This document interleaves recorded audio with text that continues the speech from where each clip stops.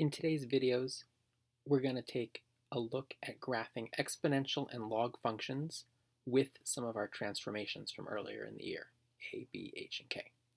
But before we do that, we need to take a closer look at the parent function, first for exponentials, and later we'll do logs. We already looked at the parent function for what I think of as the simplest version of the parent function of exponentials, y equals 2 to the x. And we've graphed this one a bunch already. The 4 points that I want you to remember are the negative 1, 1/2, 0, 1, 1, 2, and 2, 4. We included some more on our graph the other day, but those numbers get a little bit too big to graph nicely anyway, and then the small little fractions are so hard to graph. These 4 are good enough. What they'll do is you'll clearly see the point in the exponential function where we go from really flat to the exponential, to the horizontal asymptote, turning into the really steep exponential growth. There's one additional element I want you to put on the parent function, though. And for an exponential function, there will always be a horizontal asymptote, and the parent function will have a horizontal asymptote of y equals 0. So I'm going to include that in the parent function also. Now, if we look at other bases, these aren't really transformations. These are still what we would consider the parent function, just the parent of a different exponential. But I want us to notice the patterns that come up really clearly in the parent functions when we look at them. We're still going to use the same x values every time. And we're still going to talk about the horizontal asymptote. But if I'm talking about y equals 3 to the x instead of y equals 2 to the x, then all of my y values will be connected to the 3 instead of to the 2. So instead of 1/2, it'll be 1/3 when the exponent is negative 1. Of course, anything to the 0 is still 1. When the exponent is 1, 3 to the first is 3. 3 to the second is 9. And the horizontal asymptote will still be y equals 0. So if we kind of notice the pattern that's happening here, that first row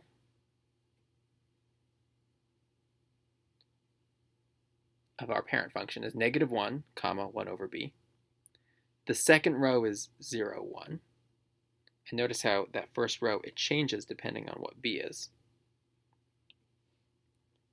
The third row is 1, comma b. When the exponent is 1, then the y value will be, well, whenever the base is, raised to the first power is itself. And then for the last row, we'll include a 2, comma b squared. So we kind of follow that model here for 5 to the x, making the parent function, even for bigger bases, is really not that tricky. We're still going to stick with the same 4 values in the x column, and then the y values, 1 over the base, just 1, just the base, and then the base squared. And the horizontal asymptote is still y equals 0. Don't get thrown off, don't get confused or think it's too complicated when we start seeing fractions there as the base. It's the same idea, the same 4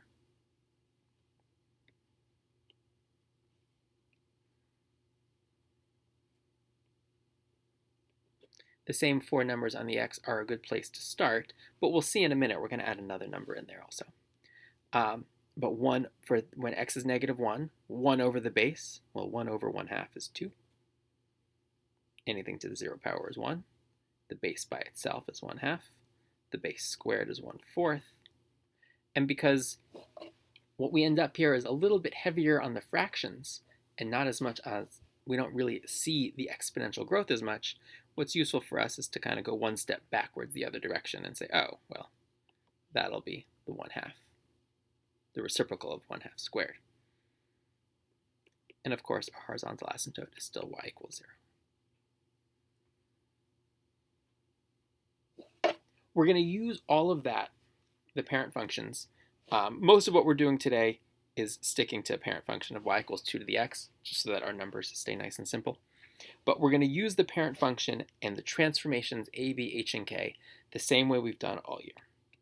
So we're going to graph y equals 2 times x minus 3 plus 2. And I've got the steps listed out here for us.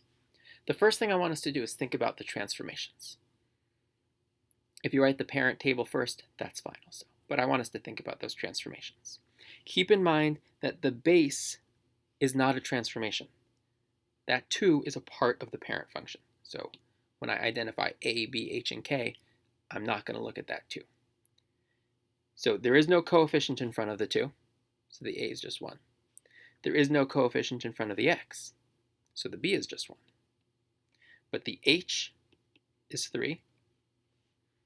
And we remember from earlier in the year, that means we will add 3 to the x values.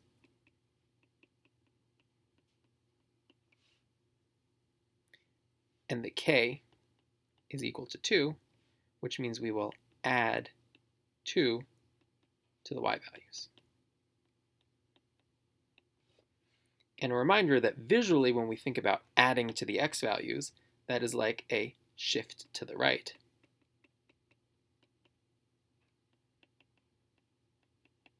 And when we think about adding to the y values, that is a shift up.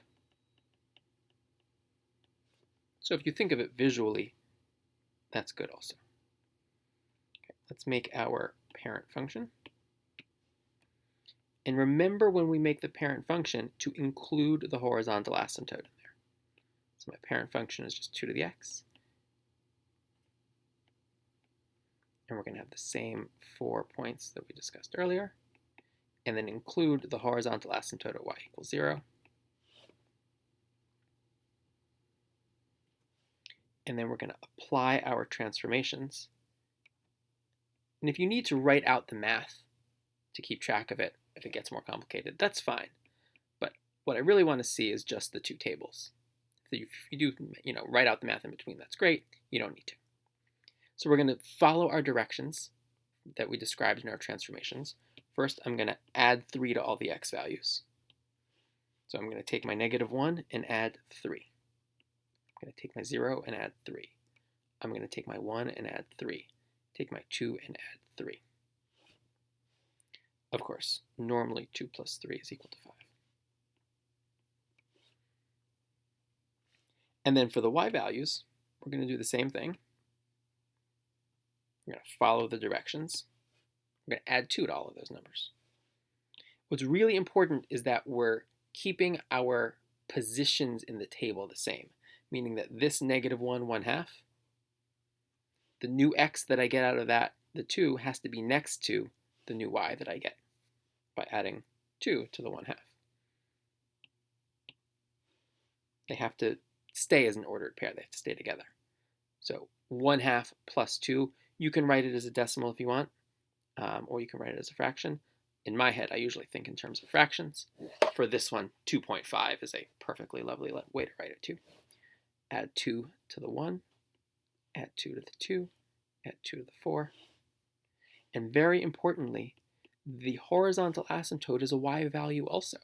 So we're going to add 2 to the horizontal asymptote, which means in the end that the horizontal asymptote is always going to be whatever k is. The horizontal asymptote is always going to be y equals k.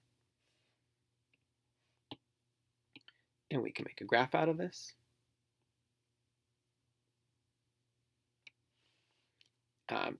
Notice how all of my y values are all positive. That's why I put my x-axis down pretty low. My x values are also all positive that I graphed here, so I'm not going to bother leaving much space in the second quadrant. Most of the numbers we have here are in the first quadrant. And so we'll plot those points. First, the horizontal asymptote at y equals 2. And then we can plot all the points. 2, 5 halves, 3, 3, 4, 4, 5, 6.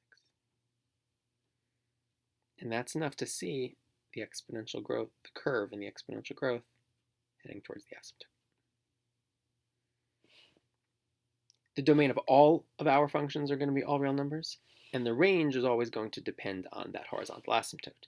In this case, y is greater than